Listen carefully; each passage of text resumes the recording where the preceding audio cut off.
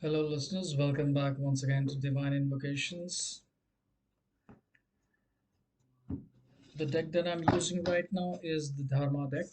So please keep in mind these are general readings that may or may not resonate with you. I do not do personal readings. This happens to be a general reading for a message for the coming week, that is from today, Friday, till the next. And if you like my work, you can like, share, and subscribe. This channel is wholeheartedly dedicated to Indian tarot decks. So Dharma deck is the first deck that I'm using today. Let's see what are the messages.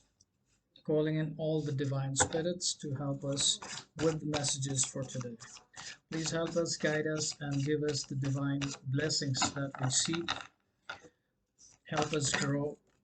Okay, I think we have got the messages now. The first one is charity, second is greed, next is existence, and then virtue. The first card is charity. That's the message. Let's read out the message from this card. The sun evaporates water, then returns it to the earth as rain. Similarly, a wise person accepts life's gifts, then gives them to others when asked. From Sri Bhagaratam. Very interesting reading, starting with the word charity. Understand that there are times when you might want to feel that gratitude from within your heart in the coming week, that you might want to do good deeds. So, just like the water returns to the earth as rain, you are a wise person who accepts life gifts. Not just accept them, they are the reason why you should make others happy as well. So, the coming week might be the divine message that you need to look out for. So, how do you seek or move towards this energy? Is through gratitude. So, if you create that humility and self respect within yourself, you would understand that you are receiving a divine grace, and in the process of doing it, you might want to throw that divine light to others. So, you don't need to just go and give money to the poor. That's one way to express your compassion towards the poor person. But understand charity, in essence, does not mean that you give only money, because as a human being, the first thing you should understand is your own energies. So when you talk about charity, it is something about expression. It could be an expression of love, it could be an expression of gratitude, and of course, monetary as well. The second message for you for the coming week is greed. The more one accumulates wealth, the more wealth one desires to accumulate. Satisfaction always eludes those blinded by material pursuit, from the Mahabharata. So it's a clear parallels you can draw. If you create that beauty within you, the harmonious nature of remaining full of gratitude towards the good things happening to you, you cannot just keep accumulating it. There'll be times that you have to disperse that energy. Why? Because there is a possibility for you to get or fall into the traps of greed.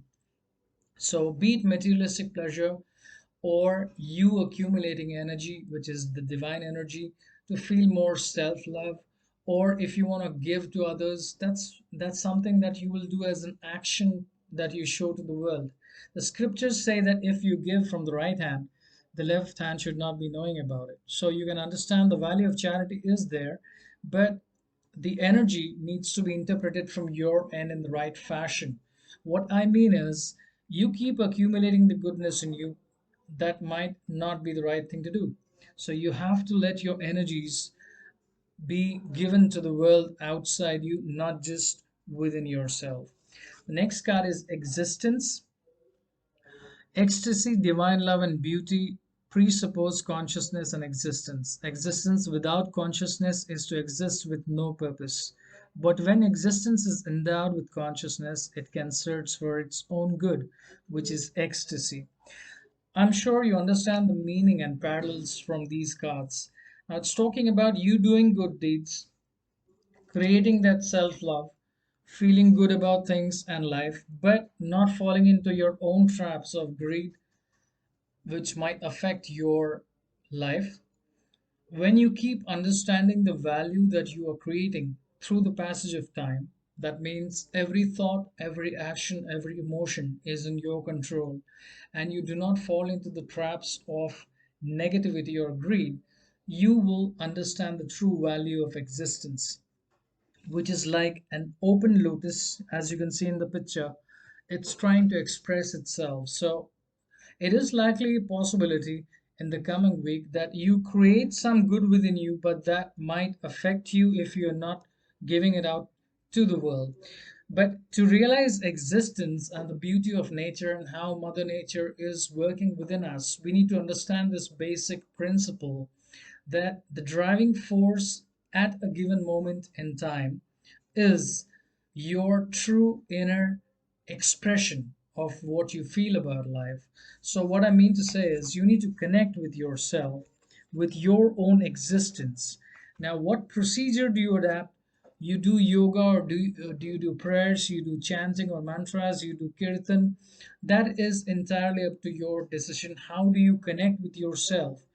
When you connect with yourself, you automatically connect with the divine.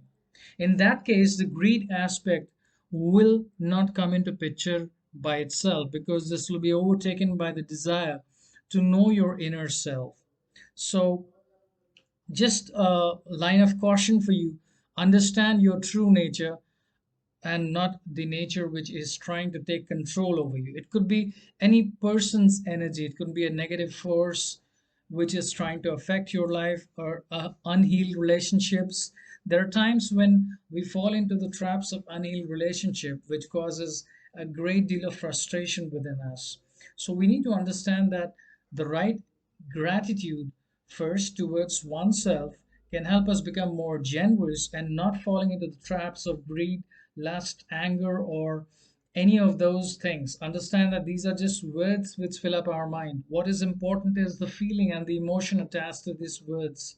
So once you are able to connect with existence and not fall into your own traps, you will be able to create your own value and self-worth, which is virtue. Virtue is fortitude, forgiveness, self control, honesty, purity of body and mind, sense control, study of scriptures, meditation on the supreme, truthfulness, freedom from anger. This is the tenfold path of virtue by Manusmriti. I guess this is the card, two of these cards probably we had in the last week as well.